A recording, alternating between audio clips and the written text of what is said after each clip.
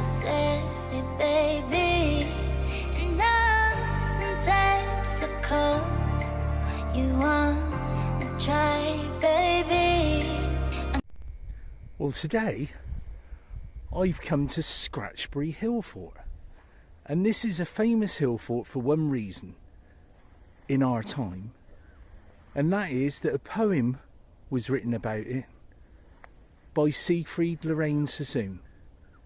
And Seigfried Sassoon was a renowned World War I poet that brought the horrors of war back to the people, the ordinary people that were in the area.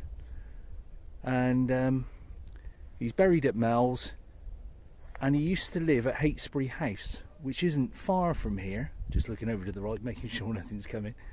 And he came over here on his horse and used to ride over here and walk over here all the time. And it's an incredible hill fort, and I'll explain why as we go along. And it's not a hard walk to the top, just a nice steady little walk. And we're walking up obviously one of the many paths which lead up to the top, and it's quite an easy route really. If you're used to hill walking in general, it's not too bad at all. So I say famous hill fort. Seigfried Sassoon brought out this poem. A lot of local people took it on board and loved it, and it's the only poem I can think of about a hill fort and the joys and the wonders of it. I shall put in the full poem at the end and little lines of the poem as we go, so you can get an idea of what it's about. And I don't need the hat today at the moment, so that's good. So you can see the strip lynchets there in the distance, and we always regard them as medieval man or Saxon farming ridges, plateaus, flat layers, call them what you will. But I often wonder if that idea was brought over after 43 AD by the Romans. So just coming up to the first of the ditches here, I'm just going to walk down in the bottom of it, because it's just a one ditch that goes all the way around it, and you can see the height of the ditch up there towards the marker, so it gives you some idea of how big it actually is. And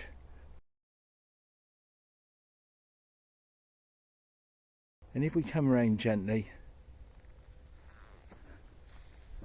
there's a little ridge here that we walk in on.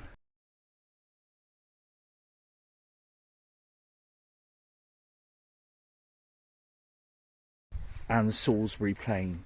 And it is a site of special scientific interest, as well as a hill fort that dates to around 1000 BC.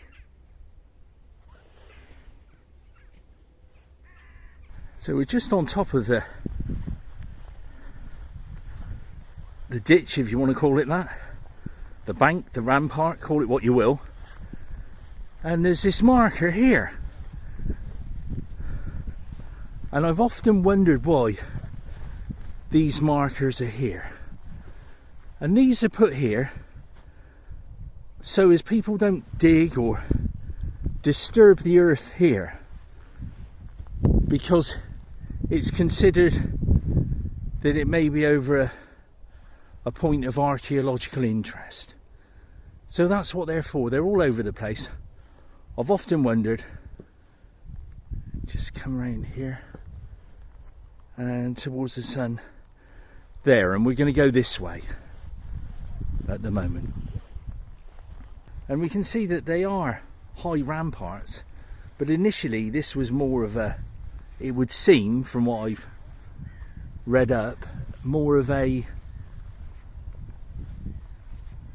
trading post, more of a community, rather than necessarily a defensive structure as such, although it did come later and retains a lot of stuff from earlier than the hill fort as well.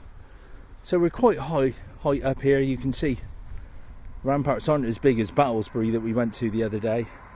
Train going past there in the distance. But it's quite easy to get up here, and it's just pleasant to have a walk around. But 37 acres is bigger than Battlesbury, because Battlesbury was 23. And there's, towards the centre there's the top there, and we'll go up there later and have a look as well. And as I walk along here, you can get a true concept of the size of it. And we can see in the distance there, the round barrow on the top. So we'll carry on along here, and the views are just fantastic up here. And so I can understand Seigfried Sassoon writing a poem about it. He would have ridden his horse over from Heytesbury onto the top here, the bit we looked at earlier, and just get away from all of his wartime woes. And another one of those markers coming up to tell us that there's something possibly important underneath there. And that's the view there now. Lovely.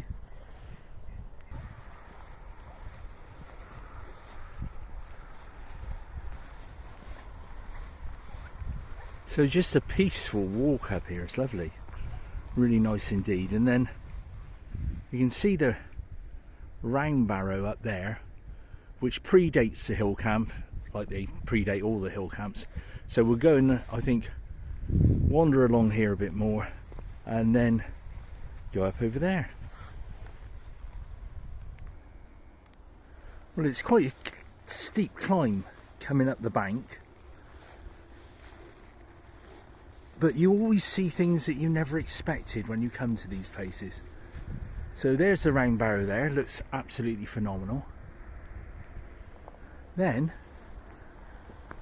if you come just over here, what's this?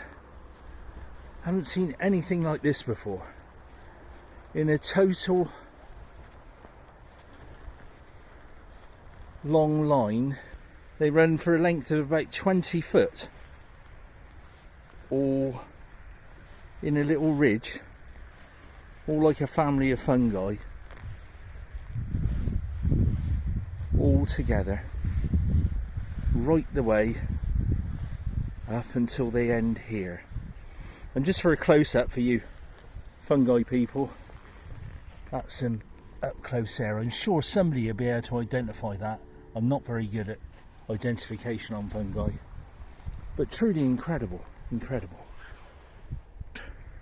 Predates the Hillfort and put in a commanding position on the landscape, as they all were. And you can see how commanding, excuse the sun dazzle, the position is, and dead in line with Clay Hill. Incredible. Well, I'm now stood on top of the round barrow, and you can see that little indentation in the top there. It's where Richard Colt Hoare dug, as he dug over 300 round barrows and long barrows in our county. And that must be the, how shall I put it, the dimple left from where he dug and found his objects. I'll put a list of his objects that he found in here. But basically wort flints and a couple of Bronze Age items as well. And the difference between this one and Battlesbury is no real Roman items as such found around this one. So Seigfried Sassoon was a very underrated man. He was far ahead of his time. He went through his problems. He had a traumatic life. He had a job to admit to his own feelings in life. But still absolutely fantastic that he wrote this poem. And when you read the poem and then you come up here, you can really feel what he was trying to express. The wildlife, the fact that the links to Bronze Age man, and the fact that it also is a really special place from a point of view of nature as well. So although it may have been a big community and a lot of people may have lived here at one stage, Now it's turned back to nature, and it was turned back to nature when Seigfried used to ride his horse from Heytesbury over here. And Seigfried, see that patch of trees over there in the distance? That's in the direction of Heytesbury. He would have come from that direction. So you can put yourself in the place of Seigfried Sassoon when you're up here. Incredible to think that he thought that this area was worthy of a poem. That's how he expressed himself. And it's just great to know, those of us that like these sort of things, that there's an actual poem written about a hill fort. Just great fun.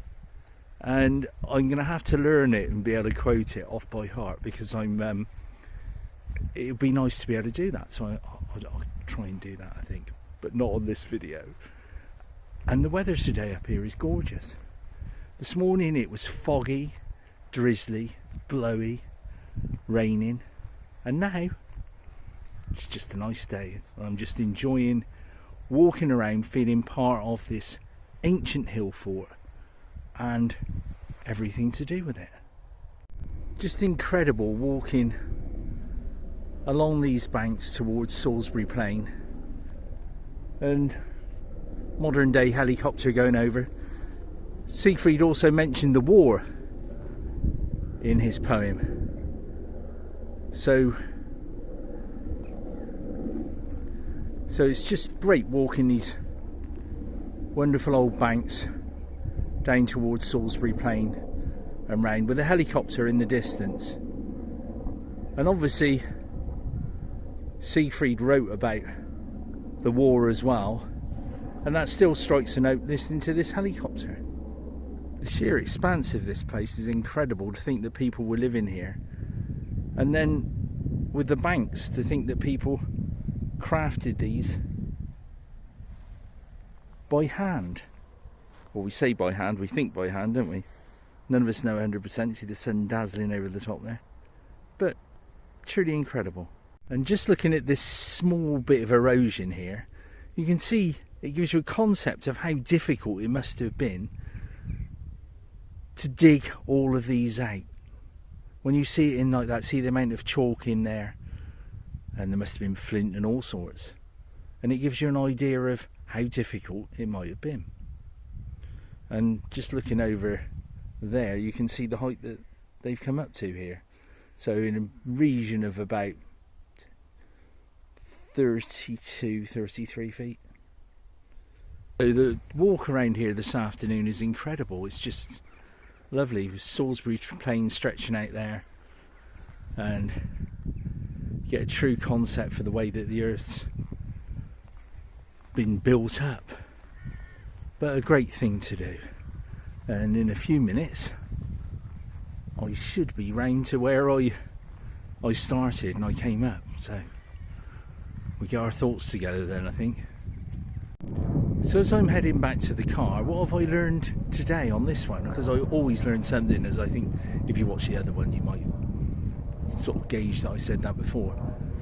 But I've learned more than anything else that these small communities up out of the wetlands, up out of the forest, would trade in, and not necessarily warring all the time, but somewhere to live that was, yes, a defensive structure, but not always warring.